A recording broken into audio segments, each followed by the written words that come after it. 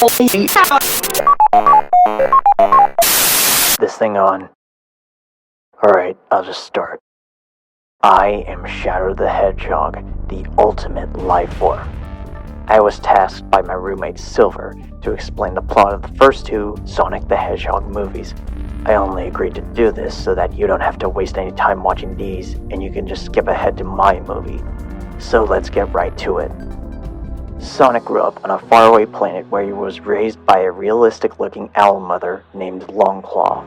Due to him being born with insane superpowers, he caught the attention of a tribe of warriors known as the Echidna clan, and was forced to leave his planet, so Longclaw opened a portal to Earth using a magic ring while staying behind, forcing Sonic to survive on Earth alone. Jump ahead 10 years and Sonic's doing alright, or so he says. He resides in a small town called Green Hills, where he watches over humans from a close distance like a creep. Apparently I need to list out all the non-important humans, so listen closely, because I won't repeat them. Tom Wachowski, the town cop who occasionally eats donuts, hence why Sonic gives him the nickname Donut Lord. Maddie Wachowski, Tom's wife who is nicknamed Pretzel Lady.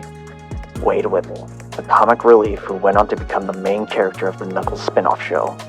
Rachel, Maddie's sister who hates Tom for no reason. Randall, Rachel's fiance in the second movie.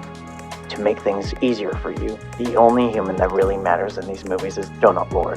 Everyone else is just roadkill. Anyway, enough about these humans. So one night, Sonic was having fun playing a baseball game by himself, hitting home how alone he really was. This leads him to have a mental breakdown so extreme that it creates an EMP, knocking out power across a large chunk of the planet. I don't care enough to know where. This caught the attention of the government, who decided in order to figure out what this was, they needed to hire a lab dog with teeth. Enter Dr. Robotnik, a mad genius with an IQ as big as his ego, and likes to go on about how he gets jacked off by his egg-shaped robots, hence why Sonic gives him the nickname Eggman. He also has an assistant named Agent Stone that he likes to abuse, something Agent Stone doesn't care about because he's madly in love with him. But I digress. With the feds on his ass, Sonic prepares to abandon Earth using another magic ring. He has a whole bag full of these, by the way, before he's discovered by Tom. After startling Tom, Sonic... Okay, bear with me for a moment.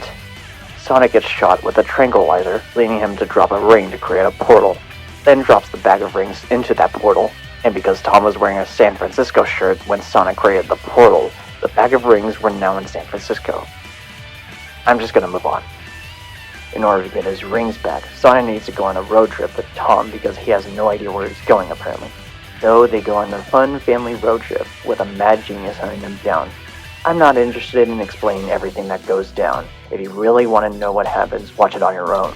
I don't give a shit. So Sonic manages to get his rings back before having one final confrontation with Dr. Robotnik. After a quick fight, Sonic's almost defeated until he learns the power of friendship and sends Robotnik through a portal. Sonic decides he's going to stay on Earth, so Tom and Maddie set up a room for him to sleep in. Moving on to the second movie, Robotnik has been spending a lot of time on a mushroom planet, to the point where he actually looks more like Robotnik from the games, and has gone a little bit crazy. I suppose being alone for half a year while getting high off mushrooms and Sonic's quills would do that to you.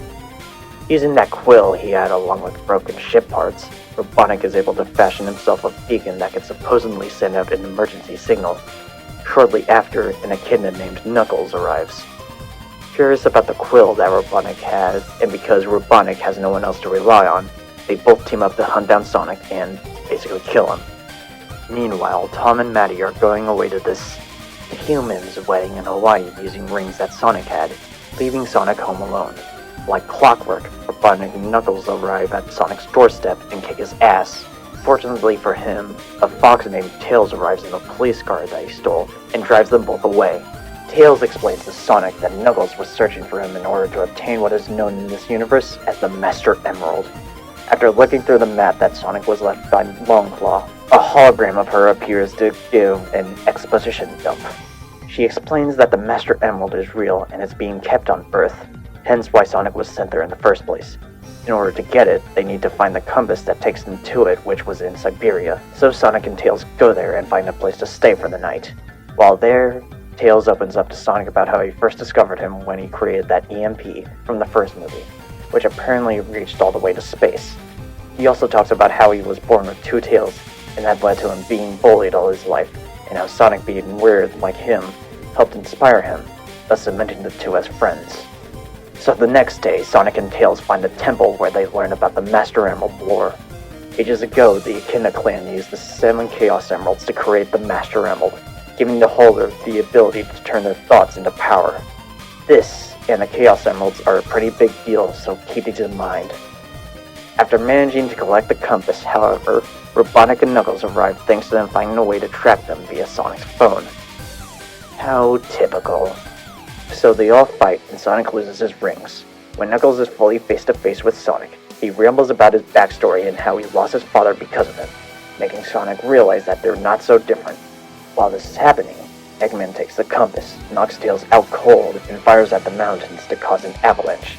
Due to Sonic having lost his rings, Sonic is forced to call Tom, telling him to use the ring he borrowed to save him.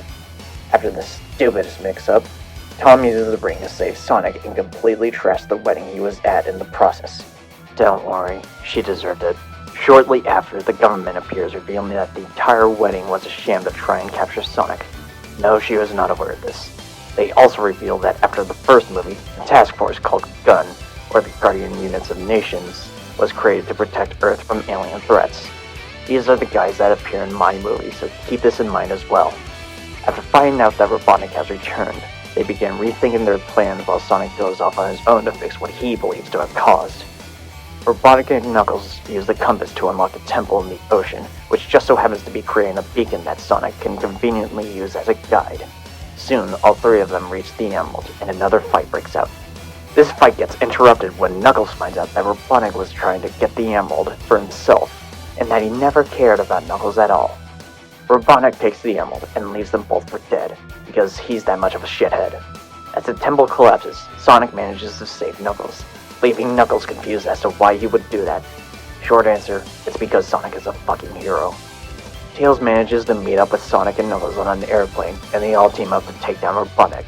Back at Green Hill, all parties converge at one place. Gun, Tom and Maddie, Robotnik and Agent Stone, and the newly formed Sonic Trio. Robotnik uses his new powers from the Emerald to create a giant robot to destroy the city. So ridiculous, it's actually perfectly in line with Eggman. Action, action, action! Sonic gets hold of the Emerald, but instead of being able to use it, the Emerald breaks apart while Sonic is holding it, revealing the tiny Chaos Emeralds that were inside it.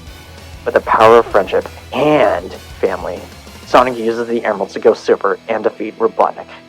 He is presumed dead after this, so technically Sonic almost murdered him. Nice going. Afterwards, the Chaos Emeralds leave Sonic, the Master Emerald is put back together, and the Sonic Trio is fully established. They all play baseball together, harkening back to the first movie, and Sonic calls Tom his dad. Lastly, there is an after-credits scene in this movie that teases me. And that's everything you need to know about these movies. So now... Hey, Shadow. What, Silver? You gonna talk about the Knuckles show? No. What the hell is there to talk about in the Knuckles show? There has to be something, right?